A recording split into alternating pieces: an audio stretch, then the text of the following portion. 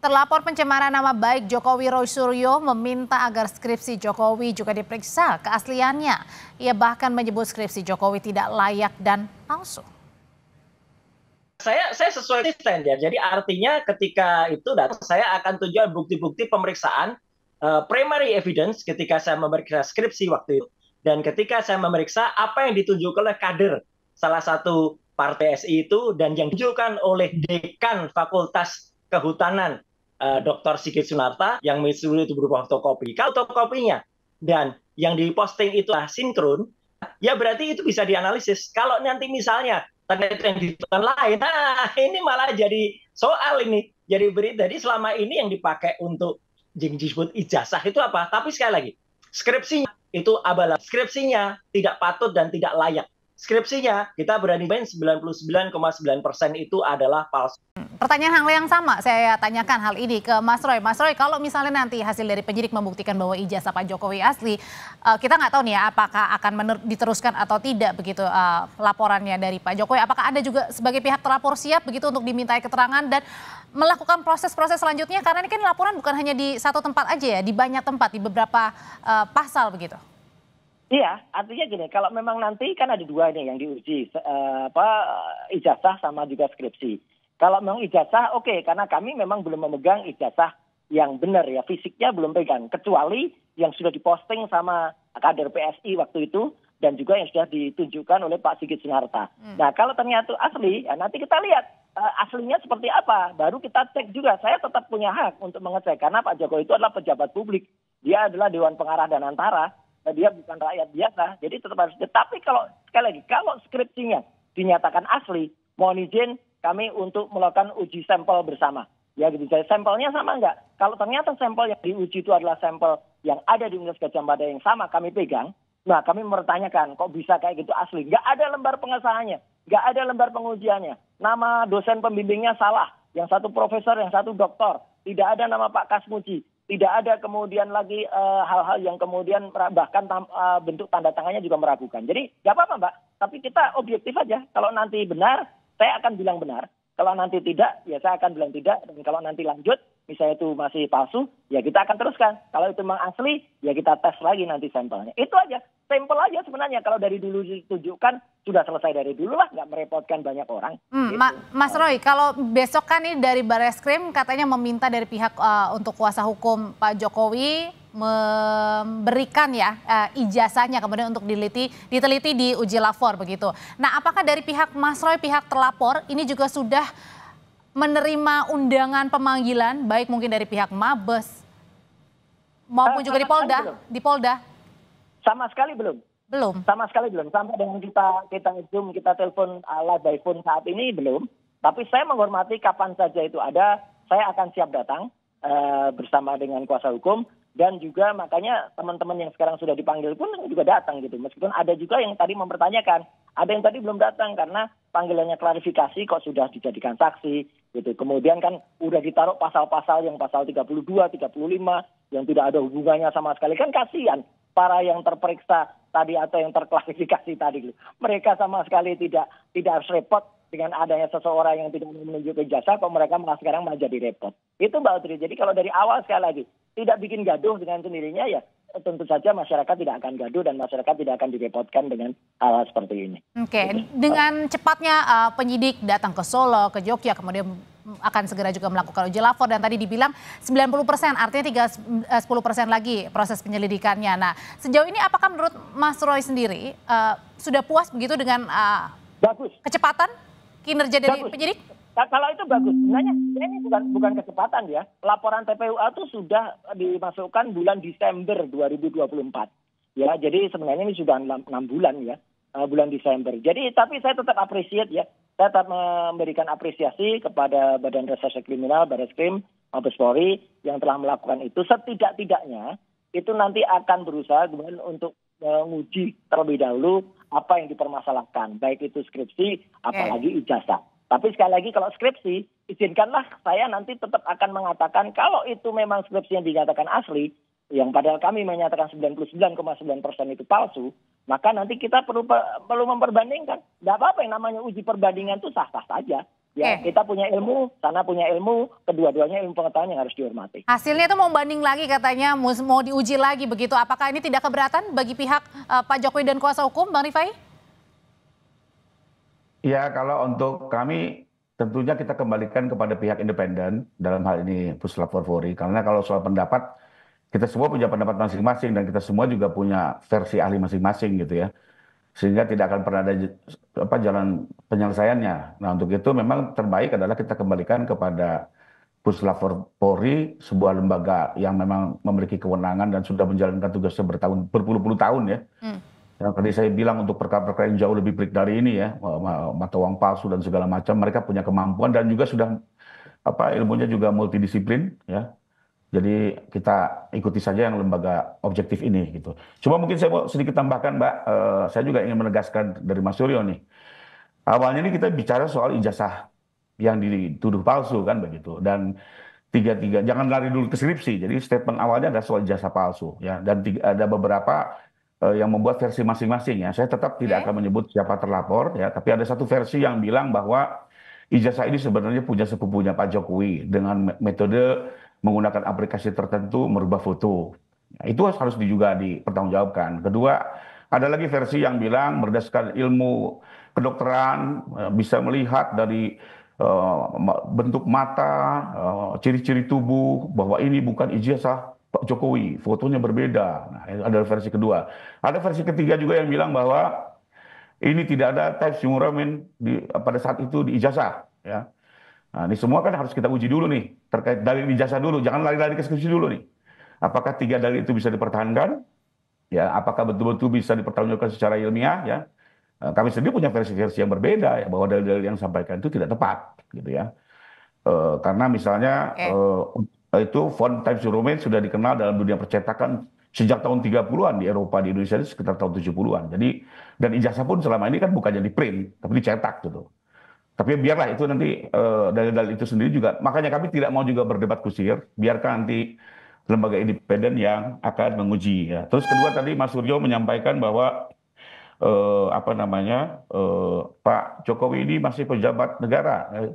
Karena beliau sebagai pengawas di Danantara. Saya pikir nggak tepat ya karena pengawas atau prasarat di Danantara itu bukan kategori pejabat negara ataupun pejabat publik. Ya itu silakan lihat di undang-undang tentang pokok-pokok kepegawaian jelas sekali apa definisi pejabat negara, pejabat publik ya. Dan satu gambaran contoh mudah yang bisa dicerna masyarakat gampang saja. Mantan Perdana Menteri Thailand Thaksin itu kan juga merupakan organ di Danantara sebagai penasihat. Apakah itu dianggap pejabat publik, pejabat negara? Kan bukan gitu ya. Jadi saya pikir juga argumentasinya harus lebih tepat lah. Ya, jangan digebiah-uyah. Nanti masyarakat semakin bingung. Bahwa membela diri silakan saja, saya hormati ya.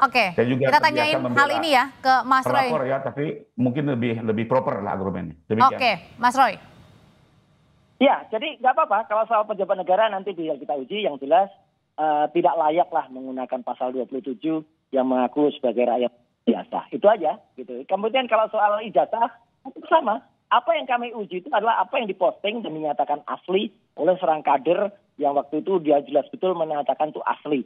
Dan itu adalah cukup similar dengan yang sudah ditunjukkan oleh Sigit Sunarta. Bahwa kemudian nanti misalnya dikatakan, oh ijazahnya bukannya gitu. Nah berarti nanti kita lihat siapa yang kemudian sudah mempublikasikan, mentransmisikan, kemudian melakukan pengubahan terhadap ijazah yang tadi disebut asli itu. Itu aja, jadi gunakan juga pasal-pasal di ITE itu dengan benar. Jangan kemudian pasal 32, 35 yang... Jadi perdebatan ini menurut Mas Roy masih panjang ya Mas Roy ya? Iya, karena kan kita berdebat dengan ilmiah, Mbak. Kita berdebat dengan ilmu pengetahuan. Kita tidak sekedar naratif. Meskipun polisi juga sudah menyelidiki? Bagus, nggak apa-apa. Ayo kita hormati kepolisian untuk melakukan itu dan hasilnya nanti makanya perlu kita lakukan diskursus bersama. Kalau perlu ada tim independen yang kemudian nanti juga melakukan penilaian atau dari kampus yang kemudian nanti menguji secara ilmiah. Karena kan juga kita tahu lah, gitu. Jangan sampai kemudian ada pihak-pihak yang kemudian sudah merasa lebih tinggi atau lebih tim independen ini yang Mas Roy maksud seperti apa? Independen itu artinya ya mungkin dari berbagai kampus atau mungkin juga bisa kita minta lembaga internasional juga bisa. Tapi kalau Kalau hasil dari kepolisian itu nanti memang bisa dipertanggungjawabkan, saya hormati kok. Itu saya menghormati hasilnya. Tapi kalau ternyata lagi-lagi ya, saya bicara skripsi karena kalau skripsi saya nggak pegang namanya primary evidence. Kalau ijazah kita tunggu nanti. Kalau ijazah kami pun sudah pegang primary evidence, izinkanlah juga kita untuk ngecek. Jadi tadi tetap pada statement semula. Kalau hitungannya ternyata membeda, ya kita tetap bilang itu beda fotonya. Sudah kita uji pakai ELA, error line analysis, kita uji pakai face recognition dan face comparison. Itu Mbak. Mas Roy, terima kasih Bang Rifai, terima kasih informasinya. Terima kasih Mbak Rifai, terima kasih Mbak Udin, Indonesia Malam. juga Kompas TV. Sama-sama Mbak, terima kasih Mas Roy. Terima kasih Mas. Yuk, terima kasih. Setelah ini Saudara, Tifal Solesa, rekan saya akan kembali dengan informasi dan perbincangan dari angka pengangguran bulan Februari naik menjadi 7,28 juta orang dibanding tahun sebelumnya. Pertanyaan hal yang sama saya tanyakan hal ini ke Mas Roy. Mas Roy, kalau misalnya nanti hasil dari penyidik membuktikan bahwa ijazah Pak Jokowi asli, kita nggak tahu nih ya apakah akan diteruskan atau tidak begitu laporannya dari Pak Jokowi. Apakah Anda juga sebagai pihak terlapor siap begitu untuk dimintai keterangan dan melakukan proses-proses selanjutnya? Karena ini kan laporan bukan hanya di satu tempat aja ya, di banyak tempat, di beberapa pasal begitu. Iya, artinya gini, kalau memang nanti kan ada dua nih yang diuji, ijazah sama juga skripsi. Kalau memang ijazah, oke, karena kami memang belum memegang ijazah yang benar ya, fisiknya belum pegang. Kecuali yang sudah diposting sama kader PSI waktu itu, dan juga yang sudah ditunjukkan oleh Pak Sigit Sinarta. Nah, kalau ternyata asli, ya nanti kita lihat aslinya seperti apa. Baru kita cek juga, saya tetap punya hak untuk mengecek. Karena Pak Jokowi itu adalah pejabat publik. Dia adalah Dewan Pengarah dan Antara, dan dia bukan rakyat biasa. Jadi tetap harus. Tapi kalau, sekali lagi, kalau skripsinya dinyatakan asli, mohon izin, kami untuk melakukan uji sampel bersama. Ya gitu, sampelnya sama enggak? Kalau ternyata sampel yang diuji itu adalah sampel yang ada di Universitas Gadjah Mada yang sama kami pegang, nah kami mempertanyakan kok bisa kayak gitu asli. Enggak ada lembar pengesahannya, enggak ada lembar pengujiannya. Nama dosen pembimbingnya salah, yang satu profesor, yang satu doktor. Tidak ada nama Pak Kasmuji. Tidak ada kemudian lagi hal-hal yang kemudian bahkan bentuk tanda tangannya juga meragukan. Jadi nggak apa-apa Mbak, tapi kita objektif aja. Kalau nanti benar, saya akan bilang benar. Kalau nanti tidak, ya saya akan bilang tidak. Dan kalau nanti lanjut, misalnya itu masih palsu, ya kita akan teruskan. Kalau itu memang asli, ya kita tes lagi nanti sampelnya. Itu aja, sampel aja sebenarnya. Kalau dari dulu ditunjukkan, sudah selesai dari dulu lah, nggak merepotkan banyak orang. Gitu. Mas Roy, kalau besok kan ini dari Barreskrim katanya meminta dari pihak untuk kuasa hukum Pak Jokowi memberikan ya ijazahnya kemudian untuk diteliti di uji lapor begitu. Nah, apakah dari pihak Mas Roy, pihak terlapor ini juga sudah menerima undangan pemanggilan baik mungkin dari pihak Mabes maupun juga di Polda? Sama sekali belum. Belum. Sama sekali belum. Sampai dengan kita Zoom, kita telepon live by phone saat ini belum. Tapi saya menghormati kapan saja itu ada, saya akan siap datang bersama dengan kuasa hukum. Dan juga makanya teman-teman yang sekarang sudah dipanggil pun juga datang gitu. Meskipun ada juga yang tadi mempertanyakan, ada yang tadi belum datang karena panggilannya klarifikasi kok sudah dijadikan saksi gitu. Kemudian kan udah ditaruh pasal-pasal yang pasal 32, 35 yang tidak ada hubungannya sama sekali. Kan kasihan para yang terperiksa tadi atau yang terklarifikasi tadi gitu. Mereka sama sekali tidak harus repot dengan adanya seseorang yang tidak menunjukkan jasa, kok mereka malah sekarang malah jadi repot. Itu Mbak Udri. Jadi kalau dari awal sekali lagi tidak bikin gaduh dengan sendirinya, ya tentu saja masyarakat tidak akan gaduh dan masyarakat tidak akan direpotkan dengan hal seperti ini. Oke, dengan cepatnya penyidik datang ke Solo, ke Jogja, kemudian akan segera juga melakukan uji lapor dan tadi dibilang 90%, artinya tinggal 10% lagi proses penyelidikannya. Nah, sejauh ini apakah menurut Mas Roy sendiri sudah puas begitu dengan bagus kecepatan kinerja dari penyidik? Kalau itu bagus. Sebenarnya ini bukan kecepatan ya. Laporan TPUA itu sudah dimasukkan bulan Desember 2024. Ya, jadi sebenarnya ini sudah 6 bulan ya, bulan Desember. Jadi tapi saya tetap appreciate ya. Saya tetap memberikan apresiasi kepada Badan Reserse Kriminal, Barreskrim, Mabes Polri yang telah melakukan itu. Setidak-tidaknya itu nanti akan berusaha kemudian untuk menguji terlebih dahulu apa yang dipermasalahkan, baik itu skripsi, apalagi ijazah. Tapi sekali lagi kalau skripsi, izinkanlah saya nanti tetap akan mengatakan kalau itu memang skripsi yang dinyatakan asli, yang padahal kami menyatakan 99,9% itu palsu, maka nanti kita perlu memperbandingkan. Tidak apa-apa yang namanya uji perbandingan itu sah-sah saja. Ya, kita punya ilmu, sana punya ilmu, kedua-duanya ilmu pengetahuan yang harus dihormati. Hasilnya itu mau banding lagi katanya, mau diuji lagi begitu. Apakah ini tidak keberatan bagi pihak Pak Jokowi dan kuasa hukum, Bang Rifai? Ya, kalau untuk kami tentunya kita kembalikan kepada pihak independen dalam hal ini Puslap Forwori, karena kalau soal pendapat kita semua punya pendapat masing-masing dan kita semua juga punya versi ahli masing-masing gitu ya, sehingga tidak akan pernah ada jalan penyelesaiannya. Nah, untuk itu memang terbaik adalah kita kembalikan kepada Puslap Forwori, sebuah lembaga yang memang memiliki kewenangan dan sudah menjalankan tugasnya berpuluh-puluh tahun ya. Yang tadi saya bilang untuk perkara-perkara yang jauh lebih pelik dari ini ya, mata uang palsu dan segala macam, mereka punya kemampuan dan juga sudah ilmunya juga multidisiplin ya. Jadi kita ikuti saja yang lembaga objektif ini gitu. Cuma mungkin saya mau sedikit tambahkan, Mbak, saya juga ingin menegaskan dari Mas Suryo nih. Awalnya ini kita bicara soal ijazah yang dituduh palsu kan begitu. Dan tiga jangan lari dulu ke skripsi. Jadi statement awalnya ada soal ijazah palsu ya. Dan ada beberapa yang membuat versi masing-masing ya. Saya tetap tidak akan menyebut siapa terlapor ya. Tapi ada satu versi yang bilang bahwa ijazah ini sebenarnya punya sepupunya Pak Jokowi dengan metode menggunakan aplikasi tertentu merubah foto.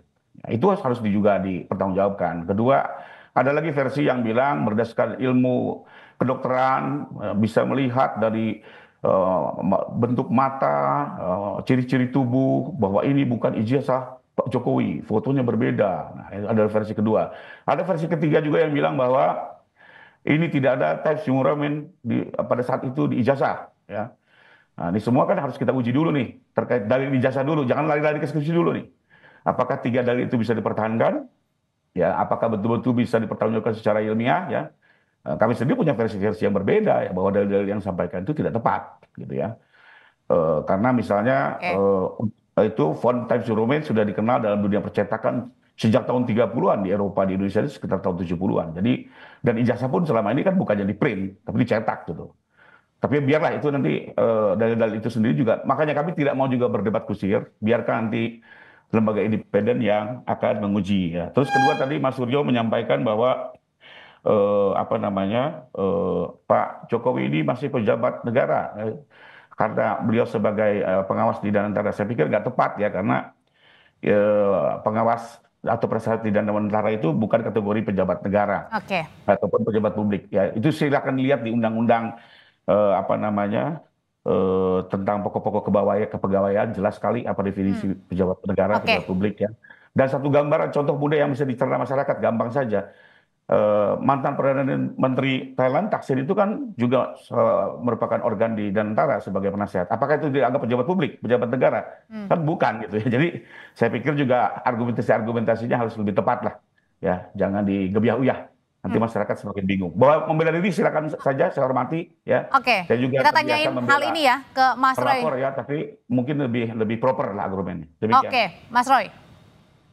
Ya, jadi nggak apa-apa kalau soal pejabat negara nanti kita uji. Yang jelas tidak layak lah menggunakan pasal 27 yang mengaku sebagai rakyat biasa. Itu aja gitu. Kemudian kalau soal ijazah itu sama. Apa yang kami uji itu adalah apa yang diposting dan dinyatakan asli oleh seorang kader yang waktu itu dia jelas betul menyatakan itu asli. Dan itu adalah cukup similar dengan yang sudah ditunjukkan oleh Sigit Sunarta. Bahwa kemudian nanti misalnya dikatakan, oh ijazahnya bukannya gitu. Nah, berarti nanti kita lihat siapa yang kemudian sudah mempublikasikan, mentransmisikan, kemudian melakukan pengubahan terhadap ijazah yang tadi disebut asli itu. Itu aja, jadi gunakan juga pasal-pasal di ITE itu dengan benar. Jangan kemudian pasal 32, 35 yang... Jadi perdebatan ini menurut Mas Roy masih panjang ya Mas Roy ya? Iya, karena kan kita berdebat dengan ilmiah, Mbak. Kita berdebat dengan ilmu pengetahuan. Kita tidak sekedar naratif. Meskipun polisi juga sudah menyelidiki? Bagus, nggak apa-apa. Ayo kita hormati kepolisian untuk melakukan itu dan hasilnya nanti makanya perlu kita lakukan diskursus bersama. Kalau perlu ada tim independen yang kemudian nanti juga melakukan penilaian atau dari kampus yang kemudian nanti menguji secara ilmiah. Karena kan juga kita tahu lah, gitu. Jangan sampai kemudian ada pihak-pihak yang kemudian sudah merasa lebih tinggi atau lebih tim independen ini yang Mas Roy maksud seperti apa?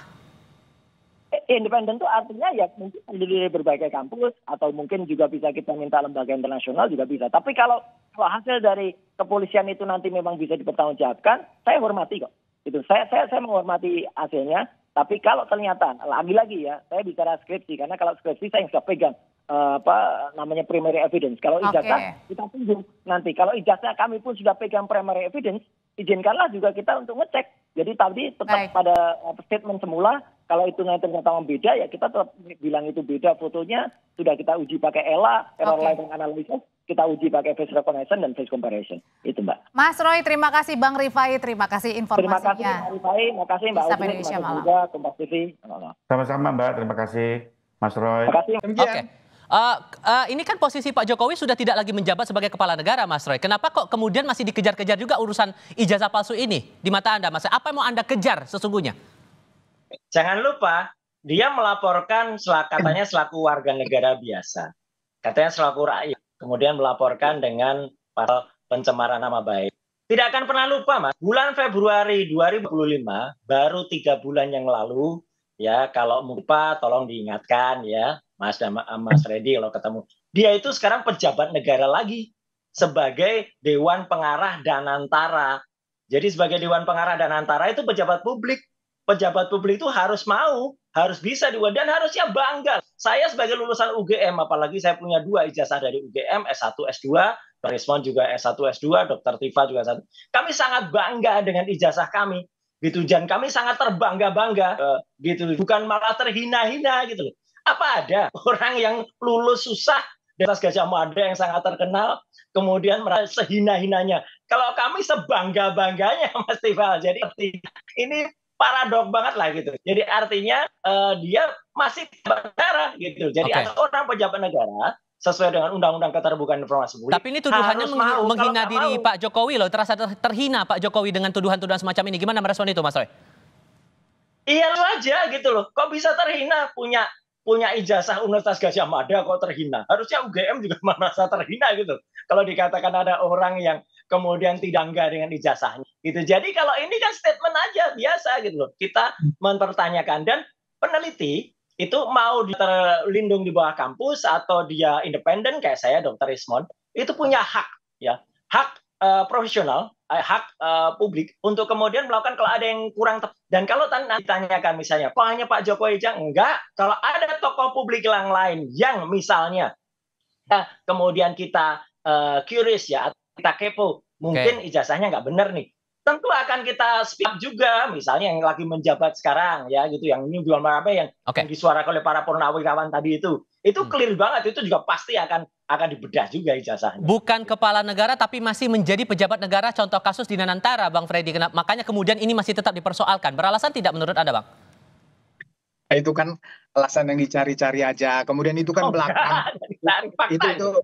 Itu kan belakangan Dewan Pengarah nggak ada hubungannya lah dengan perkara ini. Jadi begini, ya silahkan nanti Mas Roy dan kawan-kawan melakukan pembelaannya, silahkan. Pak Jokowi bukan merasa terhina bahwa dia alumni UGM, justru dia sangat bangga. Itu yang membuat dia menjadi pada posisi presiden 2 periode, dan ijazah itu yang dipergunakannya yang membuat dia merasa terhina, sehina-hinanya, martabatnya, kehormatannya diserang adalah ketika ijazah yang dia pergunakan, dia peroleh itu dengan sebaik-baiknya itu dia pergunakan untuk menjadi presiden 2 periode dikatakan palsu. Kemudian terus-menerus itu dibangun narasi-narasi seolah-olah Pak Jokowi ini telah menggunakan ijazah itu untuk menjadi wali kota, gubernur, presiden ya, dengan dasar-dasar atau ijazah yang tidak benar. Itu narasi itu di publik menjadi gaduh, itu yang membuat Pak Jokowi menjadi terhina dan melapor, bukan karena beliau alumni UGM. Jangan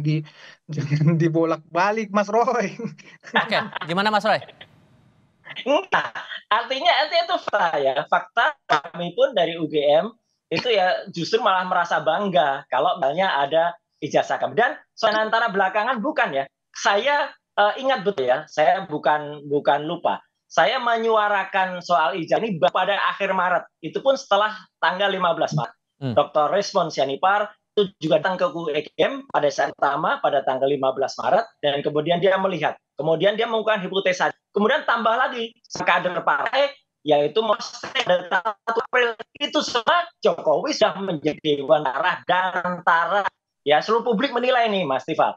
Jokowi itu sudah kalau misalnya dia November sudah jadi rakyat biasa. Sampai dengan Januari, Februari itu dia belum apa-apa. Nah, kalau ada gugat ijazah di situ mungkin salah karena dia rakyat biasa. Nah, Februari jadi pejabat publik clear sekali time stamp-nya itu, time framing-nya itu tepat sekali. Ketika Maret kita teriak loh ini ada pejabat negara ya harus mau dong itu dibuka dan ternyata faktanya siang ini fakta itu sudah bilang kalau mau menunjukkan keadilan, ternyata tidak mau ditolak keadilan. Ini kan sudah intislah dengan statement-statementnya.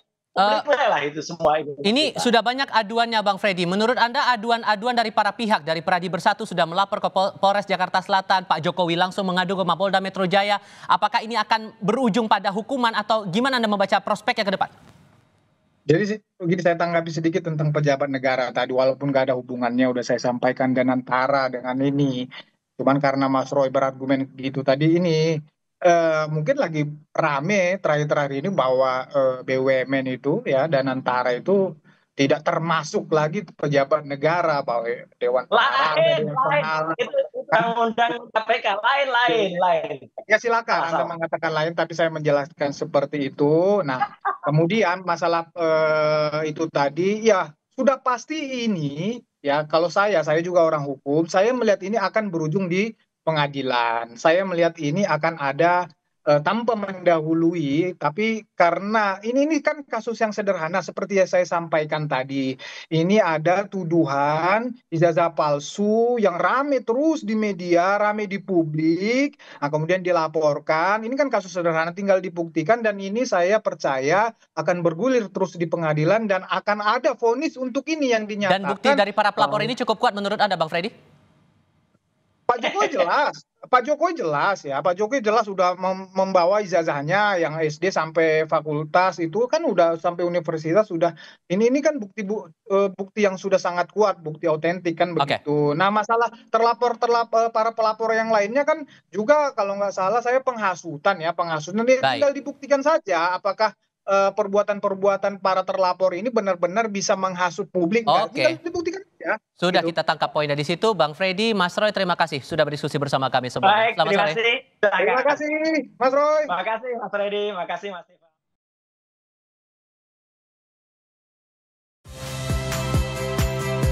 Saya Friska Clarissa. Saksikan program-program Kompas TV melalui siaran digital, pay TV, dan media streaming lainnya.